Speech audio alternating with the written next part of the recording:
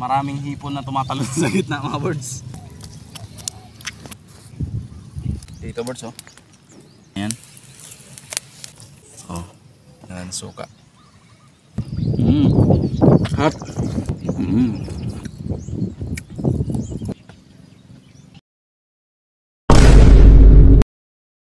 What's that mga birds? You know, isang magandang araw na naman mga birds at panibagong araw, panibagong adventure. Tara!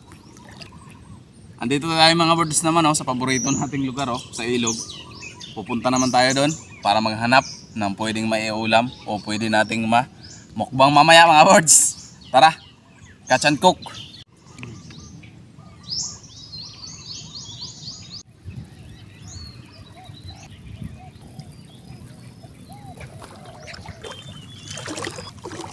Sabi na abrido. Yun mga birds, nandito na tayo mga birds sa target natin na spot dito sa loob ng ilog malapit sa Bukana. Ano, papunta dito mga birds At gamit itong dala-dala nating mahiwagang lambat mga birds. Ay susubukan na naman natin na mag-area dito mga birds. Catch and cook tayo ngayon kaya sana makahuli tayo. Tatali lang natin dito birds Yan, tali natin dito sa ruma. Matawag dito sa amin mga birds, kumatinik. Yan. Tali muna natin. Tapos ilalatag natin itong lambat mga birds. Sana may isda pa dito mga birds. Para makapag food trip tayo.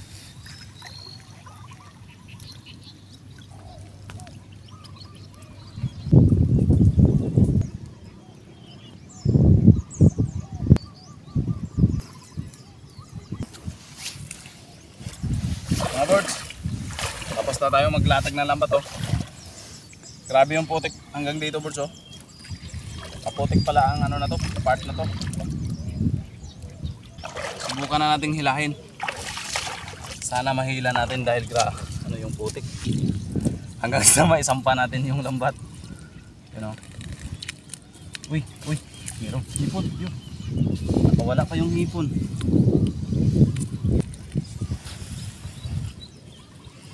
Medyo malaki yung butas ng lambat mga birds na ginagamit ko.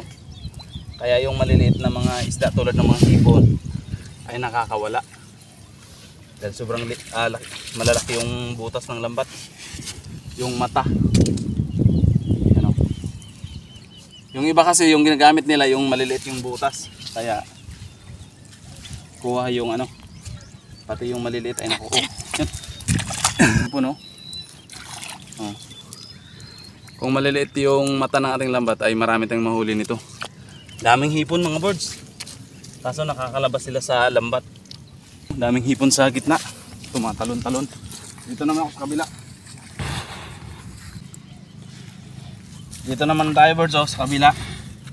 Dito naman tayo hihila. Para pantay. Uy, buhol yung lambat dito. Ito na mga birds. Maraming hipon na tumatalon sa gitna mga birds. Uy, yun Kaso nakakalusot sila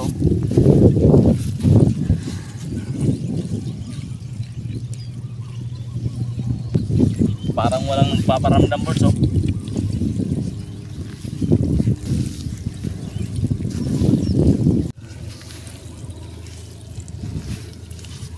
Yun butiti Wala pa.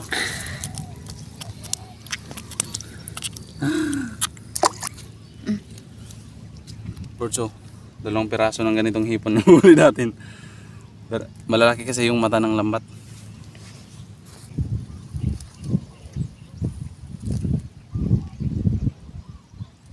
Ito yung huli natin dalawang piraso. Pero buti na lang mga birds nakabili tayo ng isda, tamban yan, sa halagang 50 pesos mga birds. Marami na tayong magagawa dito kaya di na tayo maglalambat. Tara, dito tayo birds napakagandang view.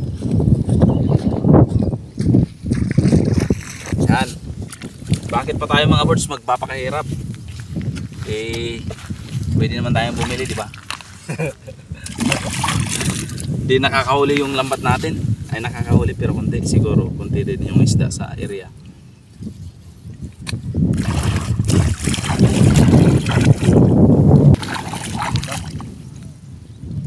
Masarap magluto at kumain dito mga birds. Ito kasi yung paborito naming lugar. Yung mga ganito mga birds, so nakaka-relax. Yan. Nakakawala ng ano? Nakakawala ng stress. Kung stress ka.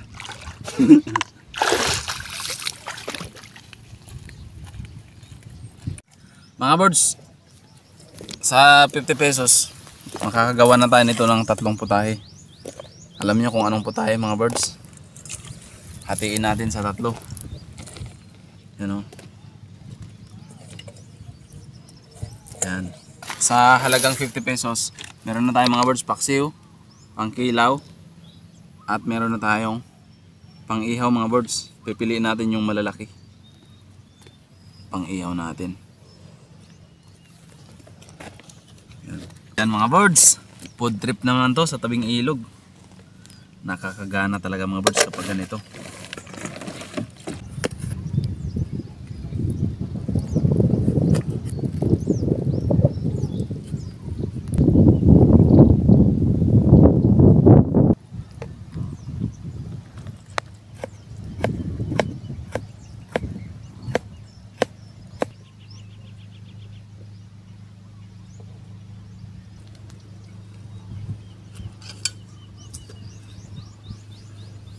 Mga birds oh, simulan natin sa paksiw. Simpleng luto lang naman yung kailangan natin mga birds. Gawin natin ng nonding kamatis, paksiw na may kamatis. Gawin natin ng sili, yung 1 piraso lang kasi malaki. Tapos sibuyas mga birds, yan lang. Simpleng luto lang. Gawin natin ng seasoning, asin. Yun oh. Tapos yung suka mga birds sa tuba ng nyog. Sarap kasi ito. Yan o. Yan. Ganyan lang birds kasimple. Yan lang ang paksiw namin dito sa probinsya. Mga birds, ito lang yung gagawin natin mga birds oh. Lutoan na gagawin natin. Kasi wala tayong mga bato na malalaki. Ito na lang yung gawin natin.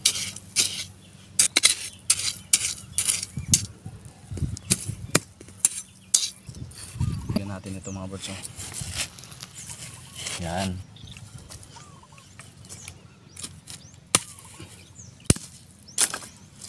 Yan birds oh. Ito yung magsisilbing lutuan natin ngayon.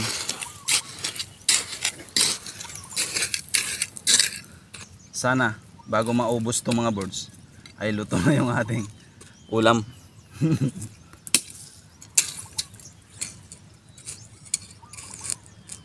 Yan. Dito natin naapoy yan sa ilalim.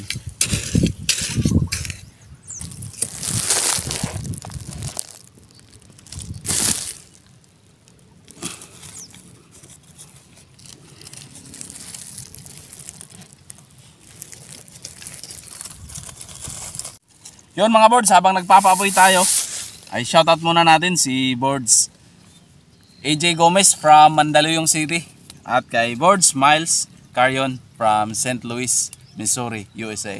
Shoutout Birds at maraming salamat din sa panonood ng De La Cruz family, kina Dennis De La Cruz at galing sila sa Naik, Cavite. You know, maraming salamat sa suporta mga Birds. Shoutout na rin kay Ma'am Jonah Garcia na palaging nanonood sa atin. You know, nakaka-inspired gumawa ng content mga Birds kapag nakakatanggap tayo ng mga comments na nagustuhan din yung mga adventure natin. Kaya maraming salamat sa suporta nyo mga Birds. Yan, magluluto muna tayo ng pagkain natin. Sarap kasi kumain sa mga ganitong lugar mga Birds. Nakaka-relax, nakakawala ng stress. Kaya kung may pagkakataon kayo na mag-adventure ng ganito ay subukan nyo mga Birds. At masarap sa feeling.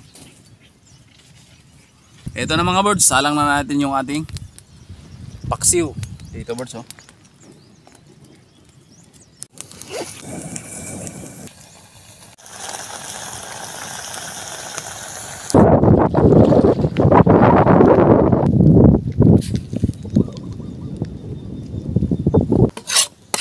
Mga birds, gawa naman tayo ng kinilaw oh. Yan. Kinilaw naman mga birds. Yan na.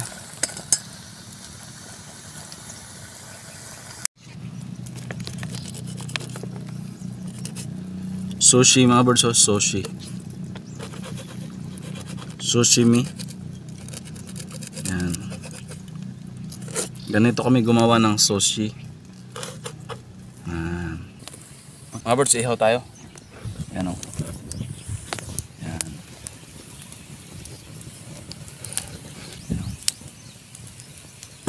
Uy. Kasimple na pag-ihaw mga birds. Yan. Pumuputok-putok. Yan. Kasi yung tamban, maanuhan lang yan ng init ng apoy. Luto na yan.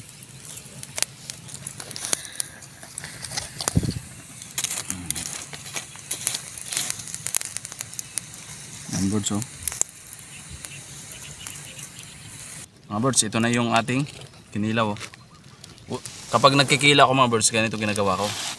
Yung isda na hiniwa na ay hugasan ko siya sa suka para matanggal yung kanyang yung madulas na ano, lansa. Tapos pipigaan natin mga birds. Yan.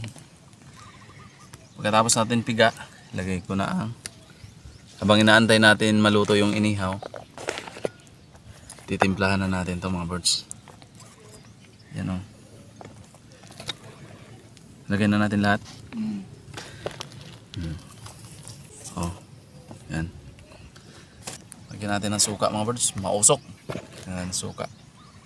Yan. At ito na rin yung magiging sausawan natin sa inihaw. Yan.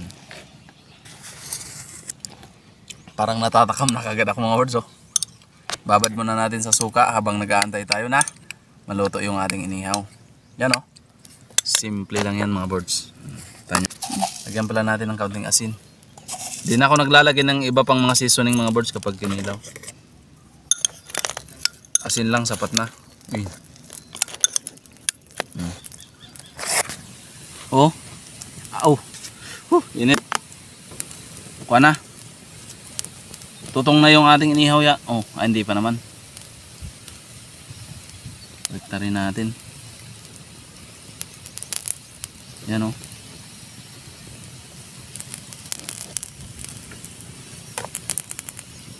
Patibayan na lang to ng kamay mga birds. Yan. Makaramdam lang to ng init ng apoy. Maluluto na yan.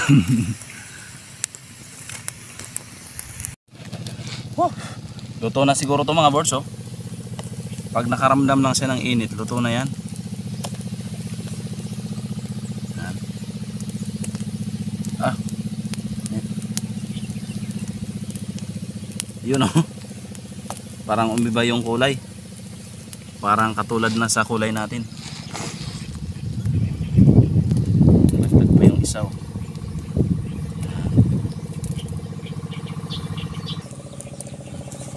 Luto na mga birds oh. At ang gagawin naman natin dito ay, tingnan nyo, simple lang.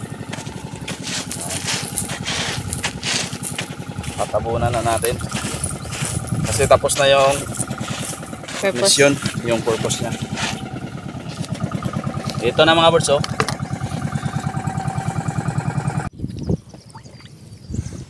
Mga birds, ito na mga birds oh. Kain na tayo mga birds. Ang sa halagang 50 pesos, meron na tayong kinilaw, meron na tayong inihaw, paksiw, at saka kanin. Tapos nandito pa tayo mga birds oh. Sa napakagandang view natin oh. Yan. Kain tayo mga birds oh. Oh, tingnan nyo naman yung view natin.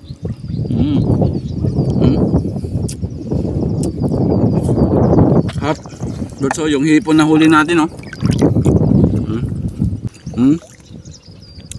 Yung hipon na huli natin birds oh. Sarap diba? Sarap ng kinilaw. Inihaw. Kain po. Sarap kumain sa ganitong lugar mga birds. Kain. Paksiw. Mga birds oh. Tara. Kaya ituloy nyo na yung mga plano mga birds. Sa mga ganitong lugar, masarap kumain.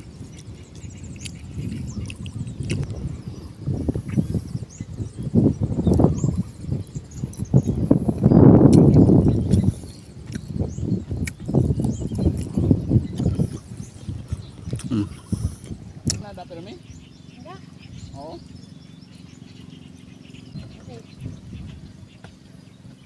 Tara, gulit ka.